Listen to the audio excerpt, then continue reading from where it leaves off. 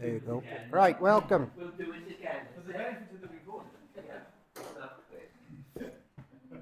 All right, someone come in. Good evening, everyone. Tonight's class is also Diane's birthday. Hooray! Happy birthday to you. Happy birthday to you. Happy birthday, dear Diane. Happy birthday to you. Thank you very, very much. And here's to the age of discretion. So tonight's class is about life in the new creation, and some thoughts tonight, they might be strange to us and alien to us.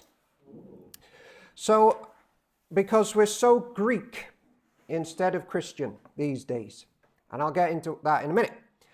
I'm going to repeat some truths from previous classes, then we're going to go in a whole new direction. All right, Jeff, everything okay? Cropping. So here's a question for you to think about on your own, or scribble down on the paper, or talk to the person next to you quietly, and that is, what comes to mind when I say the resurrection? Not just Jesus, like a wider idea of the resurrection. What does that mean to you? What comes to mind? Take a minute. I'm going to help Jeff out. What's happening, Jeff? Just cropping on there. Oh. Live stream. Cropping. Fine. All right. That's okay.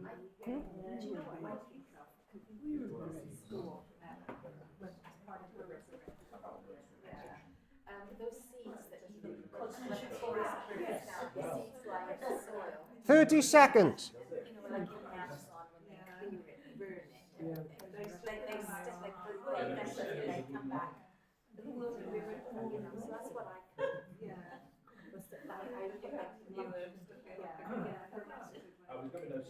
Okay. Right. Welcome back, everybody.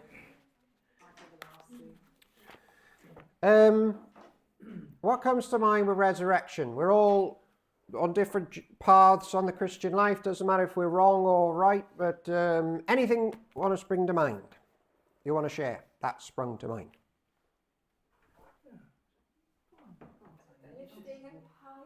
A lifting up high. Oh, nice one. Yeah. Yeah. That's a good one. Exaltation. Good. The high life. New life in an eternal body. New life in an eternal body. That's pretty much where we're going tonight. Yeah. Anyone else? Sins forgiven. Sins forgiven. Gone. Yeah. I can't help thinking it's going to be a very crowded place. A very crowded place. What's going to be crowded? The new heaven, new earth. The new heavens and the new earth. Whatever that is. Yeah, well. There'll be an awful lot of people there. Yeah, well, I'm going to get into that tonight, actually, because that's a valid thought. Francis Schaeffer, he was big in the 60s. You don't hear much about him anymore. Well, he's dead, but you don't hear about like his teachings anymore. He was big. You know Francis Schaeffer? Theologian and very influential in the 50s and 60s, probably. Anyway, he ran a conference in France called L'Abri. I think that's what it was called. And there they explored questions that no one else was asking. Like, how fast will I be able to run in the new heavens and the new earth? And people really benefited from those questions, because everybody else felt silly to ask them. But they're good questions to ask. So we're doing a bit of that tonight. It's a bit off kilter tonight's study. So I like that thought, Paula, all that to say. Francis Schaeffer would have liked that question. Not that it was a question, more of a statement. It might be a bit squashed. I'll come back to that. The goal of the Christian redemption is not heaven. That's not the final goal that's not the hope of Christianity. And we often get that wrong. The hope of Christianity is the regeneration of everything, including physical things. And that's like the new creation, when Jesus makes everything new, is not just at the end of the Bible. It's all the way through it. It's taught. So questions like, what body will I have, if I'm a Christian, what body will I have in the new heavens and the new earth? Are really valid ones. Don't know if you ever think about it. What will I enjoy doing? How is it that my body will be incorruptible? I've even been asking, like all my life, but particularly this week, will I need the toilet in the new heavens and the new earth? Right? Legitimate questions. Because in his resurrection body, Jesus ate fish on the beach. But if there's no waste in the new heavens, what form does the digestive system take? So I've been thinking about this all week. What will the renewed universe look like, smell like, taste like? And I think it gets too distracted and bogged down, those good questions, by debates about the rapture and the millennium and things like that. So we're not doing that tonight. We're going all controversial and avant-garde.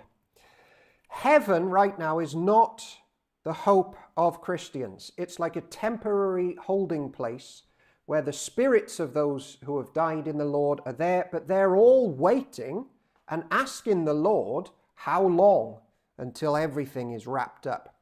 And I'm just going to read some verses out loud, and then I'll ask you, did anything strike you?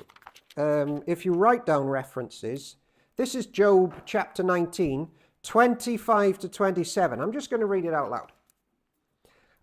This is Job then, way before the incarnation. I know that my Redeemer lives, and that in the end he will stand upon the earth. And after my skin has been destroyed, yet in my flesh I will see God. I myself will see him with my own eyes. I and not another. How my heart yearns within me. Anything strike you there as I read? That sounds quite a bit different to lots of Christian sermons these days.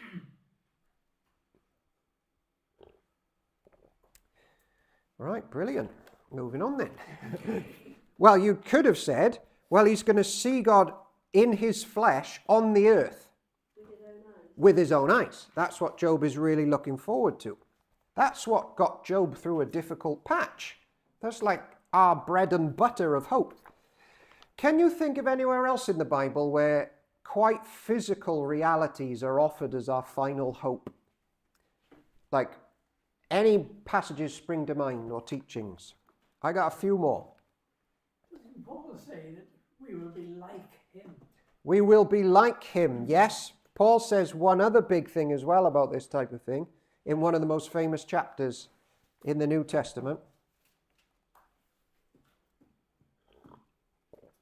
If you later look up Romans chapter 8, there's a huge thing there about our bodies being redeemed basically is our final hope. And even like trees are looking forward to being fixed. The ones with ash dieback, they don't want that and they need Jesus to help them with it. And our bodies not having cancer, not decaying in the ground, is, according to Paul, the goal of everything. That's when the good times truly happen. And there's one big one that Christians like to talk about. There's actually loads, but there's one main one that Christians draw out from the Old Testament about this type of subject. Yes? After Isaiah 65. Yeah, there you go. You've got it. Isaiah chapter 65 and also other places as well in Isaiah. Go on, sum it up for us. Don't read it all, Jeff, because we're going to do that later. I will create a new heaven and a new earth, and former things will not be remembered. Yeah, there you go. That's it. They will build houses, and they will dwell in them. They will plant vineyards and eat of the fruit, and no longer will they build houses for others to live in them, etc. There you go. And then also in Isaiah, he talks about animals getting on with each other again, possibly being vegetarian. The wolf and the lamb will feed together, and the lion will eat straw, and the ox, like the ox, Yeah. but the dust will be the serpent's food. Like the Bible is offering actually exciting things that are coming. Too often we like say to people, you need to become a Christian. And they'll say, why? And we'll go, well, you get to go to heaven. And they'll say, what's good about that? And then we're just stuck. We're like, that's a good question, actually. It's basically one big church service. And everybody's like, oh, it's a bit depressing. We can do much better than that. Our hope is not one big church service. It's much more concrete than that. John Wesley, or is it Charles? Which one wrote this one? One of them is probably John. Oh, no, is it? Anyway, here's a Wesleyan hymn. Really popular. All right. Okay. Likely. Yeah, all right. Really popular, but I don't think it's very helpful. And we sing this one, although maybe we don't in Park End. I don't know if you know it. Away with our sorrow and fear. We soon shall recover our home. Do you know this one? Away with our sorrow and fear. We soon shall recover our home. The city of saints shall appear. The day of eternity come. Now listen to this line. From earth we shall quickly remove and mount to our native abode, the house of our Father above, the palace of angels and God. So in that hymn, the hope that we're offered is that we get quickly removed from here to our native abode up there. And I think that's not our hope. I mean, it's all right, it's brilliant, but it's not the true hope. We're not going to be quickly removed from this earth. That's not the aim. Here's another one. This is another hymn. Brief life is here our portion. Brief sorrow, short-lived care. The life that knows no ending, the tearless life, is there. We sing that. I don't think it's great. It's all right, but is the tearless life up there, according to the Christian faith? I don't know if you've ever read Thomas Watson's book, A Body of Divinity. No? Well, in 316 pages of Christian doctrine, only 6 are given to resurrection hope. 6 in 316. I don't know if you've ever read Louis Berkhof's Systematic Theology. All right. There, the resurrection of the dead and the final state are given, out of 750 pages, only 17 pages. So I'm trying to establish a case here that thinking about the new heavens and the earth, we're not very good at it. And we've been taught not to be very good at it. Wow. It was loud, yeah. And unusual, I would say. BBC News notification. I was going to say. That's Zelensky. Yeah. Oh, okay. The news headlines. Okay. Okay. You'll probably agree with this one. I'm just establishing a case before I give some verses out. So much of Christian theology and the work of Christ is presented in this way, that he basically exists to give us safe passage to the throne room of God forever. And then we don't hear much more after that. That's basically a Greek or Gnostic gospel that fails to grasp that our end goal is going to be a remade earth. And we need to be better at thinking about it and getting people excited about it. This is why some of you will be nervous and you'll nervously ask questions like this. Will we recognize each other in heaven? We feel a bit silly when we ask that because it's just alien to us what's coming.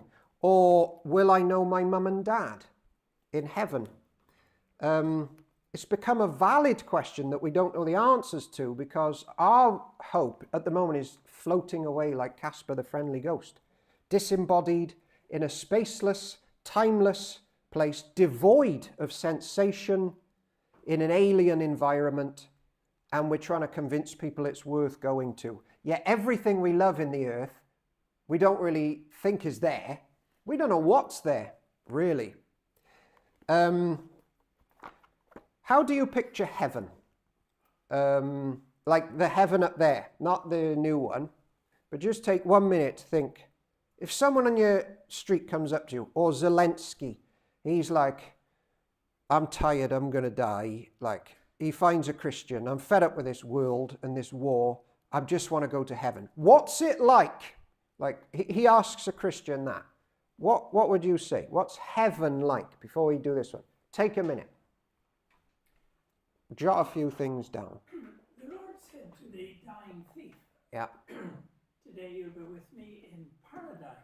yeah, And paradise is the picture of paradise that I think we rightly have is it's a place of rest, yeah, a place of quiet, yeah, waiting for the new heavens and the new earth. yeah, yeah, yeah.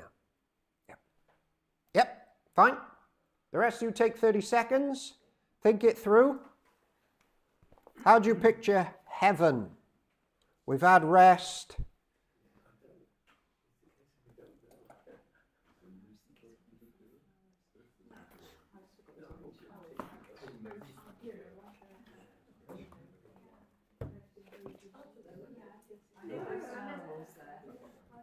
The other thing that I think is wonderful So I want it to be, is relationships would I be want it to be preserved. beautiful to look at. And The to Lord hear said and to be Martha, lived. your brother will live, Yeah, will rise, yeah, will rise again. that's a great one. Lazarus, Yeah, you know, yeah, an independent. Your brother, yeah. relationship will be. That's a great one. I've never thought about that. That's a great one. 10 seconds and I'll get the rest of your feedback. How's it going, Jeff?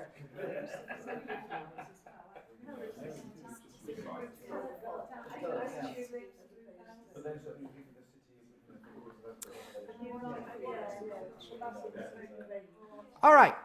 Welcome back, everybody. So, your friends ask you, oh, what's heaven like then? And why is it good? We've had peace, tranquility, relationships still seem to be intact in some form or another, recognition of the world before and what's gone on there. Anyone else? A lot of worshipping. A lot of worshipping with an organ in Welsh. Yeah. I mean, there is at the moment. Yeah, I don't doubt that. Yeah. Lots of music, singing, euphoria. Yeah. Where God is. Where God is, that's important. Yeah, that's what makes it great, really. Water. Water. But not sea. Water, no sea in the new heavens and the new earth, though there are streams. The salty sea has been removed for all sorts of theological reasons, but Ezekiel presents us with quite a pondy, streamy, aquatic world. But I'm on about the one up there at the moment. Light. Light. Will there be flowers? I hope so.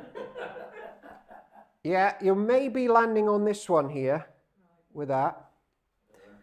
Well, emotions, Flapping wings. flapping wings, the angelic realm. I mean, looking at it from a different point of view, in case you don't know, if you say, well, what's it like to live in a 4D world? Well, you don't know. All you know is the shadow is 1 degree less, i.e., because we live in a 3D world, the shadow is 2D. But then if you live, mathematicians, they can predict what the shapes are that will produce 3D shadow. Yeah. But you can't imagine the 4D one. Yeah, okay. So, I was going to go off on something. Yeah, so what you're saying is we're limited in what we can know about heaven, though the Bible does give us a little few windows in. I actually have thought a lot about the dimensions of the new heavens and the new earth. But, because some people say, well, heaven is whatever makes you happy times 10 or something like that. Well, I like eating. Before I retired, I liked football before I hung the boots up. So do I get to do that? In heaven? Well, a pastor now would probably say, or a youth worker, if I went, sir, do I play football in heaven?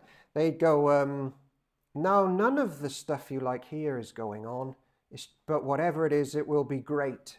And then we get all confused about heaven, or is he talking about the new heavens and the new earth? And it all gets a bit mushy. But I don't want us to shy away tonight. It's like, we say to our non-Christian friends, you should become Christians. Jesus died for sins and you get to go to heaven. Well, why is that good? I think we need to know. Whatever makes you happy times 10. Well, I don't know what that means. What comes to mind, take 30 seconds, with the new heavens and the new earth? Do you have any thoughts that might be different about this to the last question? Go. Take a second. 30 of them. Like new heavens and new creation. Do you know anything about what might be going on when this happens? Hasn't happened yet. I'll come back in a minute.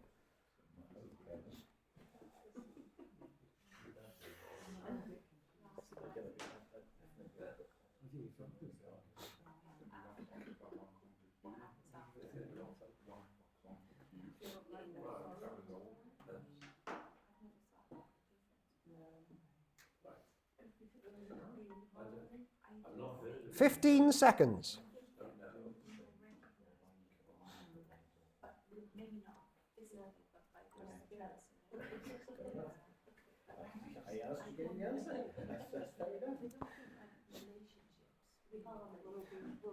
Okay, welcome back everyone. So my second question just then was not what's heaven like now where the spirits of the righteous are, but what happens after Jesus returns and makes everything new. This world to a degree gets burned up and remade as the world, yet without sin and decay. Do you then know what happens? We had earlier something about bodies, so bodies get involved. Any answers to that one? If someone said to you, well, why is the new heavens and the new earth going to be good? It'd be all right if they had football there, because your new body could help you. Exactly. Now things get interesting. Now things get interesting because... What age will you be? Well, we'll get to ages in a bit. I'm glad you asked that.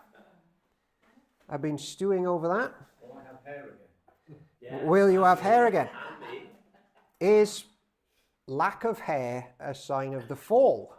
I don't know. Well, it falls out. It falls out.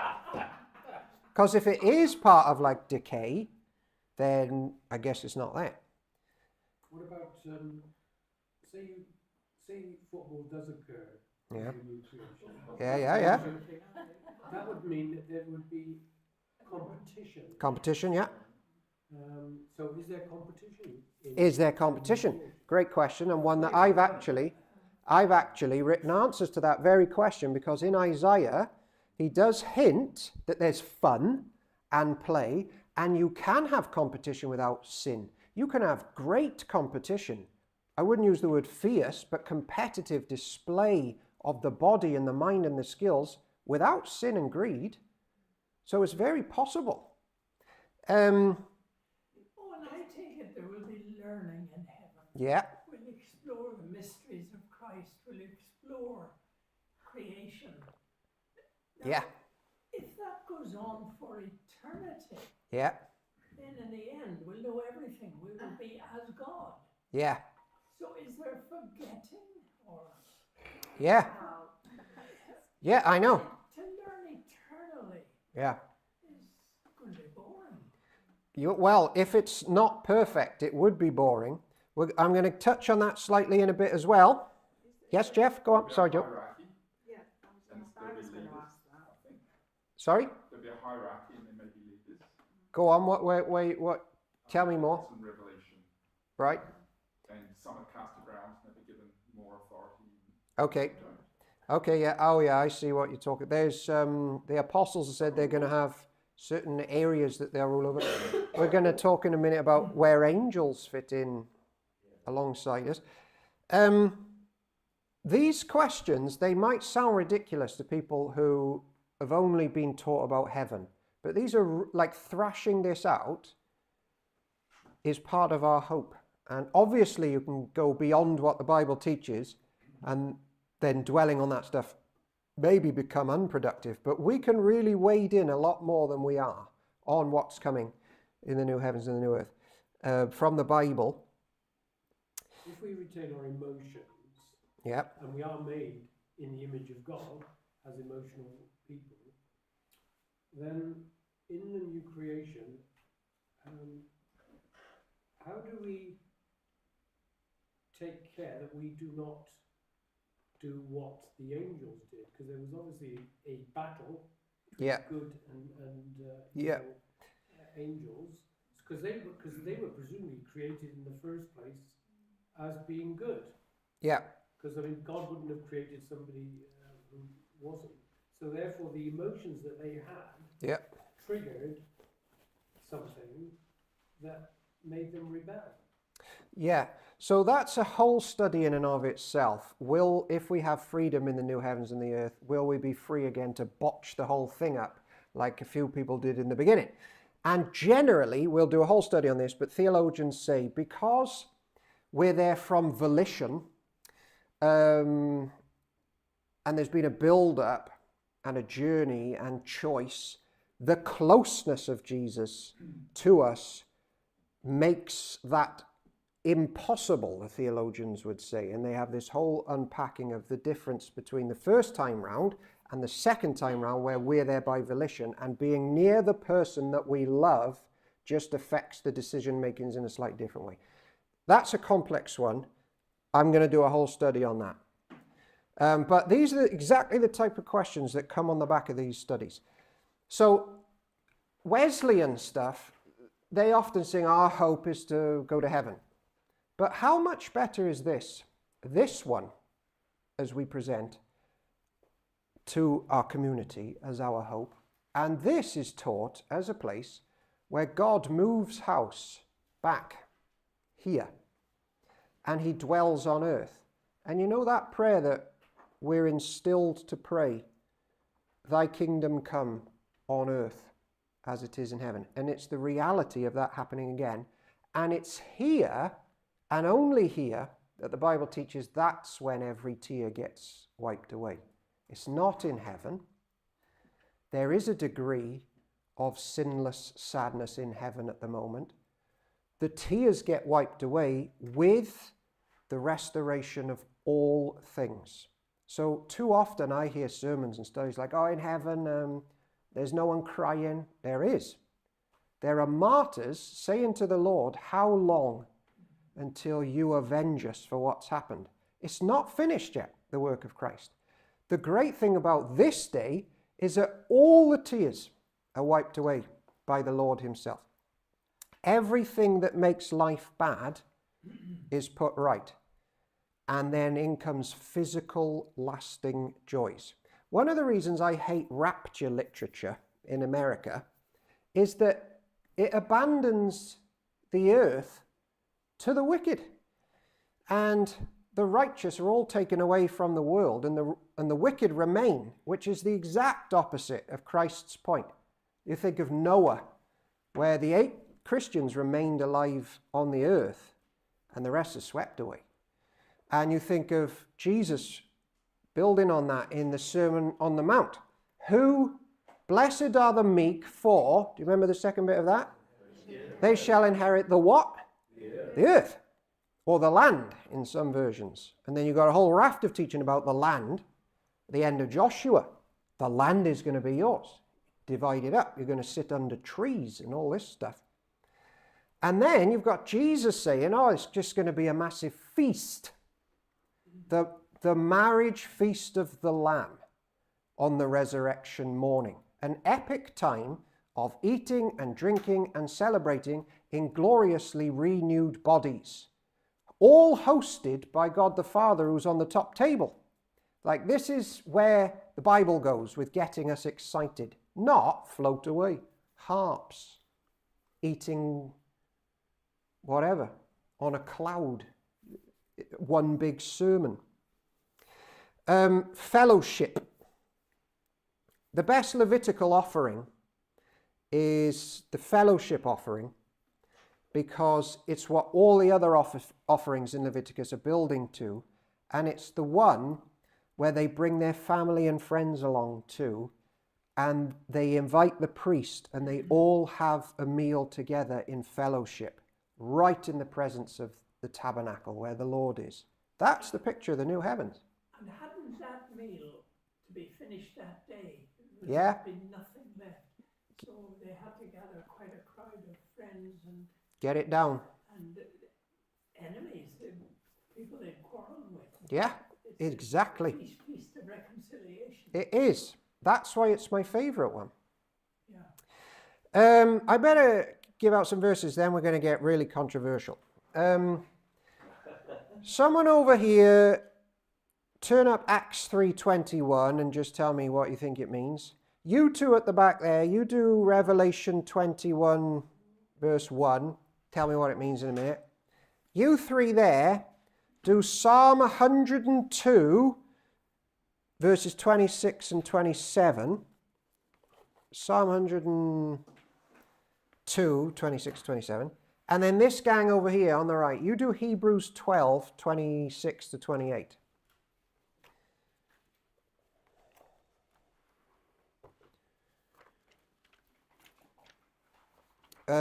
So, yeah, all right. Revelation 21 verse 1, and they saw a new heaven and a new earth, so the first heaven and the first earth had passed away, and there was no longer any sea.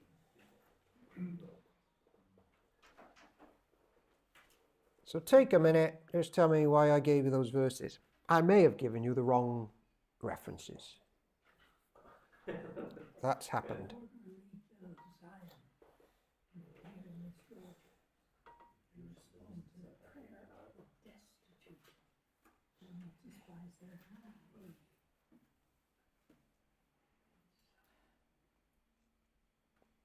So the New Jerusalem, which is heaven, comes down to earth, and it's a 2-kilometre cube brick of gold, Yeah, and it's big enough for 144,000 people. well, it depends how you read 144,000 people, doesn't it? But 10 seconds and then, well, I'll ask you what you think things going on.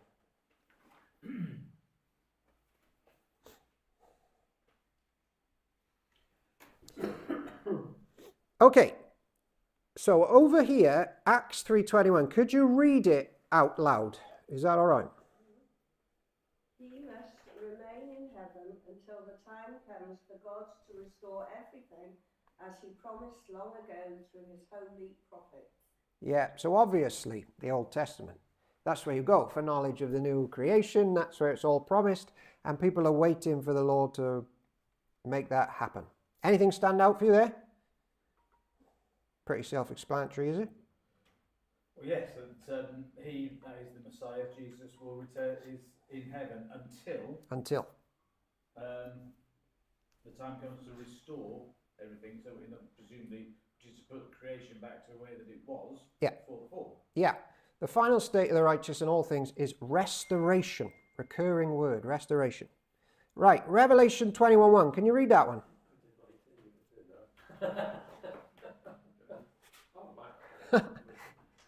If you read Revelation 21:1, yeah. Then they saw a new heaven and a new earth, for the first heaven and the first earth had passed away, and there was no longer any sea. There you go. There's a new one coming. Self-explanatory, right?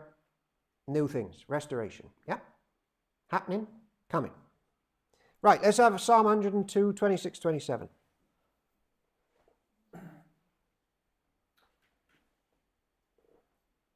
For the Lord will rebuild Zion and appear in his glory.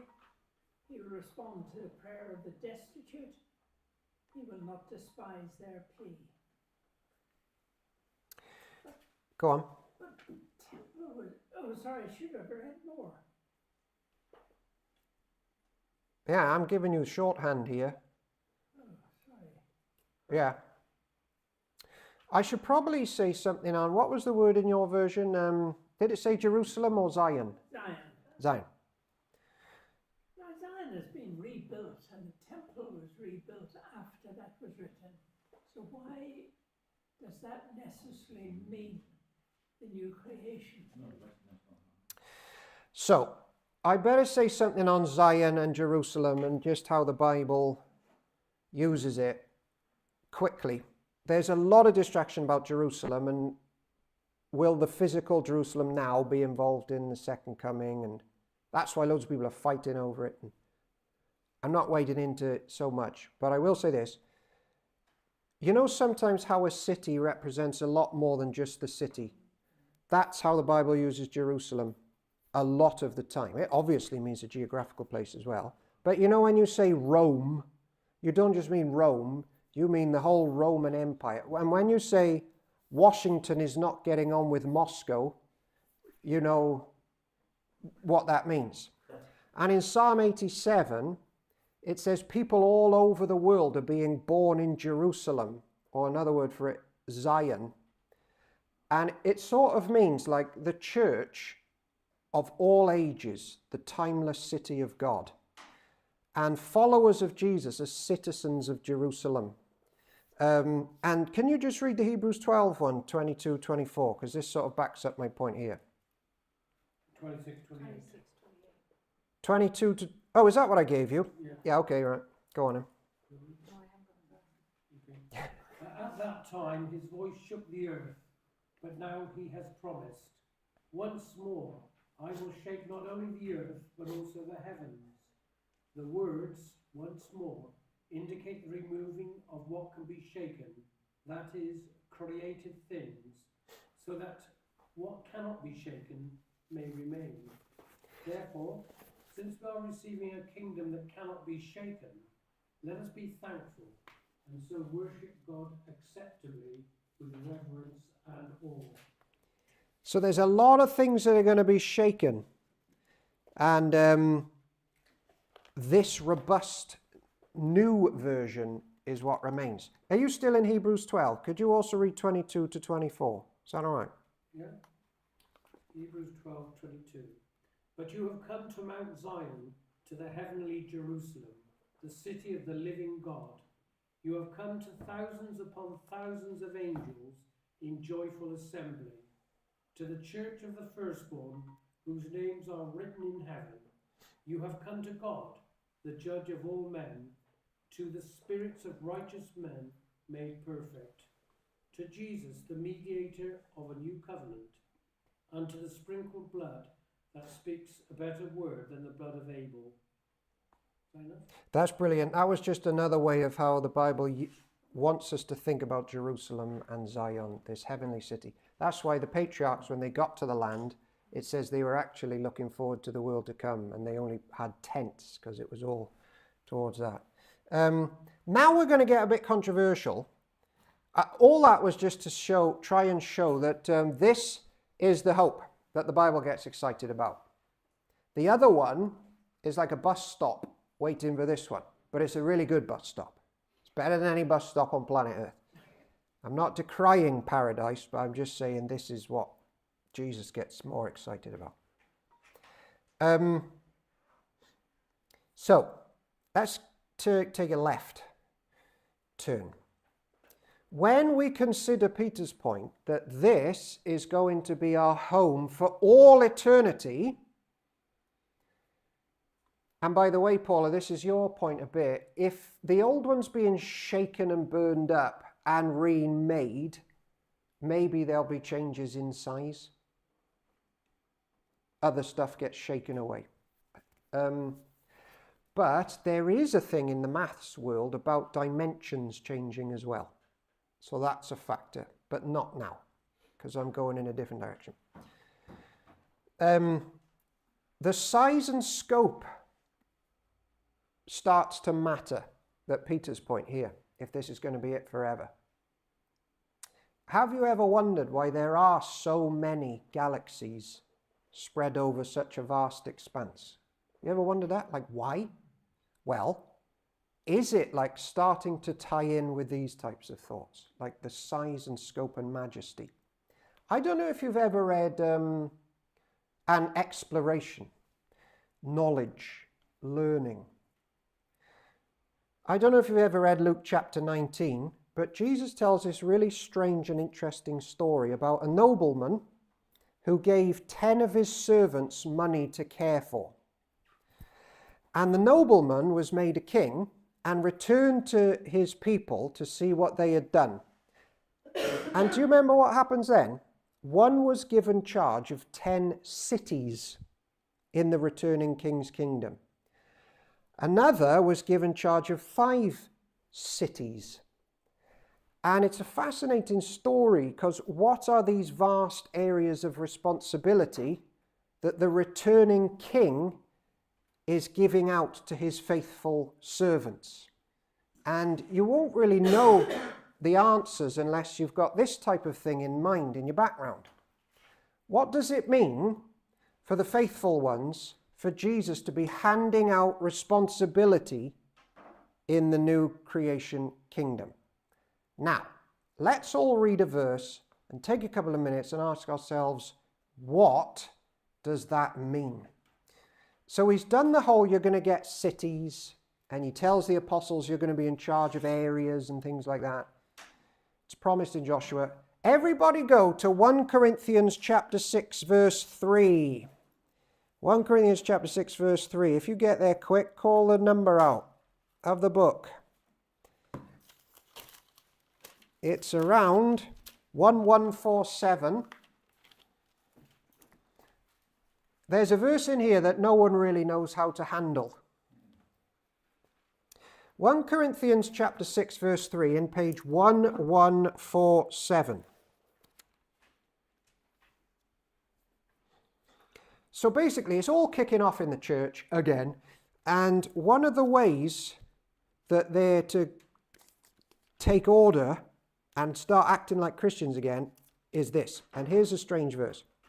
Do you not know that we, believers, will judge angels? How much more the things of this life? Therefore, if you have disputes about such matters, appoint judges, and on and on goes, sort yourselves out. Here's a question for you to think about, and I'm going to do a whip around with the biscuits, so take a minute. Jeff, you put the discussion tab up. The scriptures tell us that there's a day coming, this day, where we are going to judge the angels. So we're given responsibility of areas and cities, and in that department there's this judging and judging of angels. So here's a question. What is going on? And I'll be back in 1.5 minutes.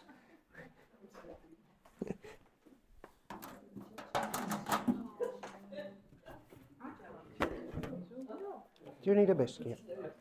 Yeah, thank you. But in verse 2 it says, do you not know that the saints will judge the world? I don't know what they are. Not my world. Sort of sense, but you know, because there are guardian angels now, the good ones, but they guardian angel, but then we will be It'd be there. rude not to, I think, wouldn't it? Let's have a look. What have we got there? Look at that one. Thank you.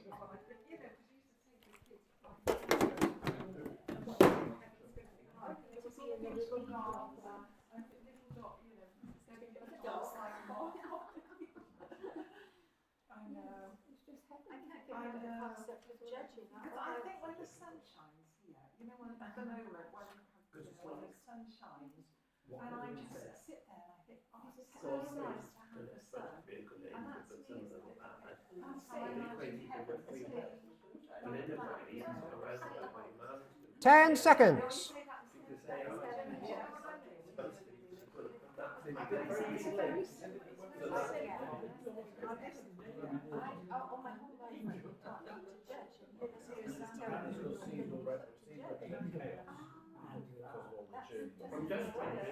What kind of bus stop? Is it bus full or set down only or whatever? But the bus stop. Stand up. Greeno. Yep.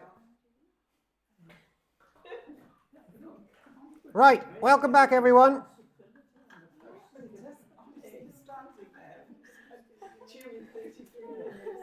So, the Lord Jesus tells a strange story in Luke 19 that his faithful ones get handed out areas to be part of, and then when there's chaos in church, one of the ways that the leaders rein people back in, they say, don't you know, haven't you forgotten, you're going to judge angels, so sort your life out. It's a paraphrase. What does he mean? Like, why go there? Who does that? Well, Paul. Any ideas? Yes, Jeff. The Greek word could just mean to separate, to pick out and select and choose. Have you been looking up Greek, Jeff? You been looking up Greek? What's the word? Krino. Krino. Yeah. Yeah, well, that word doesn't mean judge as in I'm better than you, do one. It's like govern, rule in the sense without sin, direct, can mean all that. What's your point? So we would be to rule over the angels and maybe give them tasks to do. Maybe give them tasks to do. You ever thought about that as part of what will I do in the new heavens and the new earth? No, you haven't, have you? Because we don't, do we? This is alien. But the good angels are like our guardians. So when we're up in heaven, we'll be above them. So we're like their guardians. Yeah, they are holding a place for us, and then they just step aside and they go, right, you're home now. No, that's literally what's taught in the Gospels. They're just holding a place, your guardian angel. So Well, we'll talk about the sea another time. yeah, no Gavin and Stacey. Now, it's important because the sea one, just to clarify that for sea lovers, in the Bible, the sea is taught as an abyss with salt in it and unstable, like hellish places, and Jonah sinks to the bottom of it. It's a picture of the hell. But there's a good sea and good water as well, and the Bible says that stuff's definitely remaining, and it will be massive bodies of water that, for all intents and purposes, will be like the sea, but a better one. Yeah. Salt, yeah, no, so, yeah, the salt, that's a picture of judgment in the Bible, and so the salt gets chucked out, because all judgment's gone. But in Hebrews 1, Sorry, Dom, go on. So in Hebrews 1, Yes. last verse, are they not all ministering spirits sent out to serve for the sake of those who are to inherit salvation? Yeah. So if they're going to serve us, Yeah. that means we must be above them. Yeah. They are our servants. Yes. We'll be made higher than them. Yeah, Well, made perfect. we're a little lower than the angels now, but we will be above them. Dom's right. Well, Hebrews is right. It's just really interesting that in order to sort our behavior out in church and the way we treat each other, we're thrown to be thinking about this world and what we'll be doing with angels. It's a fascinating pastoral approach. And Paul urges people to make good judgments right now by the way we treat each other, and we need to be responsible and trustworthy in all the things that we manage now, so that we can learn to handle the big judgments and authority that we're going to have in the new creation future. Hardly anyone ever talks about this. And that's one of Paul's main points in 1 Corinthians 6. And if you remember, in Eden, Adam was placed at the head of creation, and he was given authority over things. You go and subdue the ground and start naming animals and all this stuff, and then he goes and wrecks it. So, and since then, we're rubbish at responsibility. I can't even put the right socks on without Rita helping me. Like, yeah. And then the second Adam comes along, and he does the responsibility stuff that the first one completely botched. So what do you see? All the animals do what they're told with this second Adam. Even the weather does what it's told with this second one. He can handle responsibility. And so we are then in him, and he gives us his spirit so that we can start to order things again rightly as true spirit-filled humans in the image of Jesus. And Paul's like, make sure you're doing that in church. Make sure you treat each other, and if you've got responsibility, do it well in church, because by the way, the new creation is going to be like Eden. You might have animals under you, trees and gardening projects. You're going to be telling angels to do stuff, so start getting used to it now. And I find that incredibly fascinating, and we don't have the time to unpack all those implications. And basically, I've run out of time. But here's where I was going to go. We're going to have to carry this on next week, because I wanted to talk about travel and strength and communication, all of these things which are presented as happening in the new heavens and the new earth, and food and animals and art and all the nations being together, but I've run out of time. So let's just end with a mental thought. Let's just do travel. So Peter asked about the size of everything. The heavens are massive. What are we going to be doing in the new heavens and the new earth? Right. What happens to people in the Bible when the Spirit sometimes falls on them with regards to travel? They get transported from one place to another. I got to give you some verses. You over there, you turn up 2 Kings chapter 2 verse 16. You over there, you do like this row from you to Dom, you do Acts chapter 8, 39 to 40. And this group here, you do John 6, 21. So 2 Kings 2, 16, Acts 8, 39 to 40, and John 6, 21.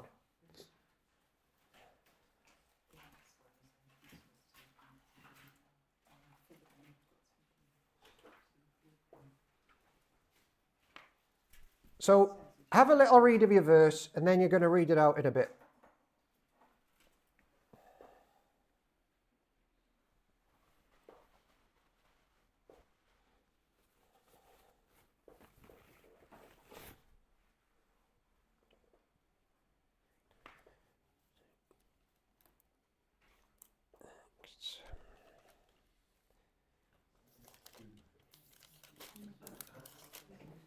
Uh, 1101 is the Acts one, if you're asking back there. Yeah, 1101.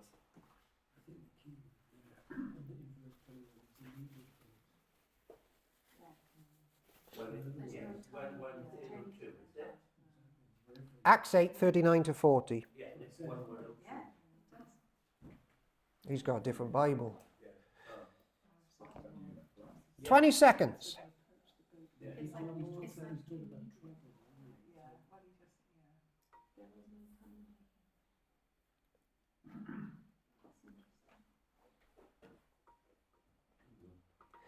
All right.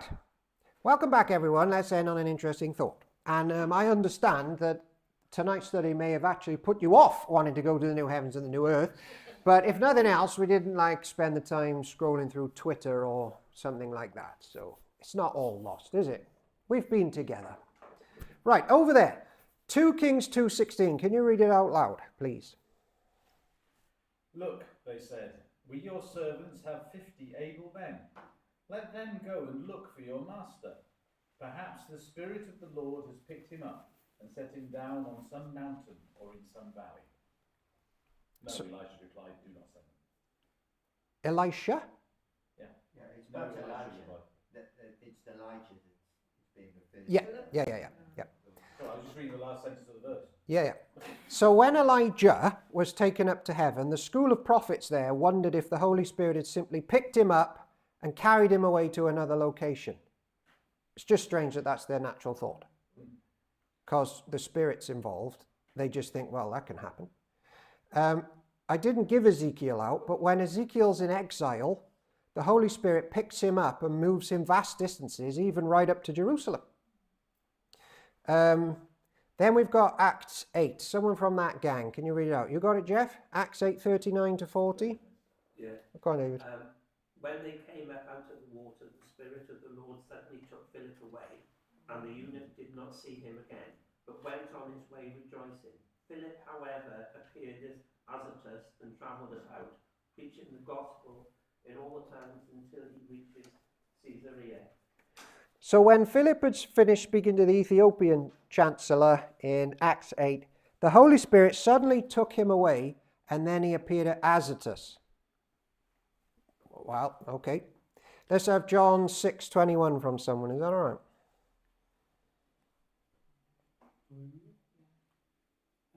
Then they were willing to take him into the boat, and immediately the boat reached the shore where they were heading. I suppose the key word there is immediate. Immediately. Jesus get into a boat with his disciples, and they were immediately at their destination over the other side of the lake. We often overlook that. When Jesus went through the heavens to the third heaven, he made the journey in seconds, whereas we take years to get to the moon. How much of our time and energy is spent on travel in this decaying world? How much of our options are limited by travel? And these verses seem to be teaching that there are ways for the Spirit to carry people, which may explain why everything's so vast in the world to come and what we might be getting up to. I had loads more on strength and how people will be strong. And by the way, Samson is not described as a muscly man. He was probably a weak, little-looking man, but the Spirit comes on him, he gets strong. That's the whole point. Caleb, in his 80s, takes Horeb and fights for it. Why? The Spirit falls on him. Had a load on strength and how the weak will be finally made strong. Had a load on communication, not doing it because time is gone. So all that to say, everybody, it's going to be good. In the name of the Father, the Son, and the Holy Spirit. Amen. Right. Could you help put the tables away, please? Like that? You want? Oh, right. You're